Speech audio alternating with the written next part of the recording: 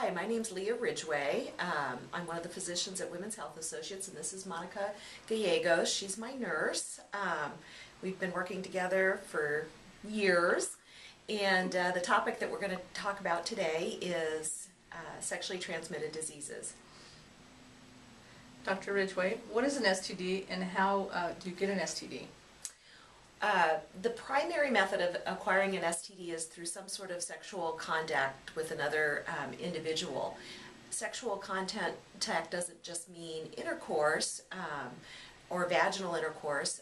STDs can also be acquired by anal intercourse, oral contact, oral genital contact, and any kind of skin-to-skin contact. Really, any way that a woman's exposed to another person's bodily fluids is a way that a STD can be acquired. Okay. How would I know if I had an STD? Common symptoms of STDs are vaginal discharges, pelvic pain, rashes or bumps in the genital area, ulcers that can be painful. Really anything that you're not really sure what it is probably something that's a good idea to come to our office and be seen so we can help you figure out what's going on. Okay. What should I do if I think I have an STD? You should make an appointment to come in and see your health care provider. There's a wide variety of testing that can be done. It's quite simple and it's confidential. So probably the best thing to do is just to call the office and make an appointment with your provider. Okay. Other than abstinence, how can I protect myself from getting an STD if I'm sexually active? Probably one of the best ways to protect against STDs is to routinely use condoms. That doesn't mean just every once in a while, but every single episode of intercourse, condoms should be used. Now, even though you're using condoms, that doesn't completely protect you against STDs. Certainly any area of the skin that's not covered by the condom is capable of transmitting things like herpes or HPV virus. Okay. And what does STD testing entail? Typically, STD testing is a combination of a physical exam, oftentimes cultures, and usually some blood work's involved also. How likely am I to obtain an STD if I'm sexually active? You know, it really depends on the particular STD that we're talking about. HPV is the most common sexually transmitted disease in women and really is very prevalent. HPV stands for human papillomavirus, and it's the virus that's associated both with genital warts and with precancerous changes on the cervix and sometimes with cervical cancer. Other STDs are more common in certain populations. Teenagers are more likely to be exposed to chlamydia, and so it's important that in sexually active teens that we screen for chlamydia because the symptoms may be very mild and it can cause long-term damage to the fallopian tubes and result in infertility down the road. Okay. If my partner's a virgin, can I assume that I'm safe from contracting an STD? Well, you know, I think we have to be a little bit careful about what being a virgin means. If being a virgin means that the person has never had any kind of sexual contact with another person, then I think the risk is much lower of obtaining an STD. However, things like herpesviruses, which commonly occur as cold sores in patients who haven't had STDs, can be transmitted through oral genital contact or through oral sex. And so even if your partner's a virgin, that doesn't completely rule out the possibility, and it's important to be careful. Can any STD be cured if treated? And once a STD is contracted, does it mean that I would have it forever? That really depends on the particular STD that we're talking about. Bacterial diseases such as chlamydia, gonorrhea, and syphilis typically can be treated with antibiotics.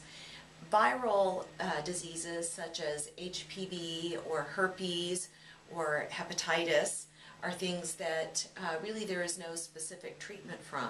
Some people will clear those infections from their system and not have persistent disease. However, other patients will have persistent disease throughout their lifetime with some of these viruses. What are the more common STDs that you see, and what are their symptoms? Probably the most common STD that I see is related to the HPV virus, the human papilloma virus. We see that in the form of genital warts. We also see that in patients who have abnormal pap smears. I would say that the second most common STD that we see is probably chlamydia, and that's diagnosed with a cervical culture and easily treated with antibiotics. Having one STD does put you at increased risk for other STDs, so we have to remember that we need to screen for things like HIV, hepatitis, and syphilis. Although they're not as common, certainly having an STD puts you at risk for these things, and it's important to be screened. Okay. Is there a difference in condoms as far as protecting against STDs? Do you mean different types of condoms? Different types of one brand condoms better than the other, or? No, I don't think that one brand's better than the other. I think that most patients will find that a lubricated condom is more helpful, and you know, I would definitely recommend that patients use a condom that contains spermicide, so that we can, in addition to protecting against STDs, know that we're doing a good job at preventing pregnancy. Okay. Does the pill help guard me against STDs? Actually, it does, and I think that's a little known benefit of birth control pills. Birth control pills increase the thickness of the cervical mucus and actually decrease the infection rates for things like chlamydia and gonorrhea. Now, certainly, it's important to continue to use condoms even if you're on birth control pills, because that's not a fail-proof method of preventing those things, and we also want to prevent against things like herpes and human papilloma virus and those types of things that often would be covered by a condom, and therefore protect the woman against getting those from her partner. Okay. If my partner has an STD, does that mean that eventually I will contract it as well? I think that prevention can go a long way to helping to prevent that from happening, using barrier methods like condoms, avoiding intercourse when your partner has an outbreak in the case of something like herpes can help decrease the likelihood that you're going to get that STD. Certainly if your partner tells you that they have chlamydia or gonorrhea, it's important that you be seen by your healthcare provider and treated with antibiotics. If I have an STD, does that affect my ability to get pregnant in the future? It really depends on which STD we're talking about. Common things like human papilloma virus don't impact your ability to get pregnant in the future. However, infections with things like chlamydia and gonorrhea, if they're long-standing, can sometimes cause damage to the fallopian tubes and therefore affect your ability to get pregnant. So it is important, again, to be screened and to have regular visits with your healthcare provider. If I become pregnant and have an STD, what does that mean for my pregnancy? Again, it sort of depends on which STD we're speaking of.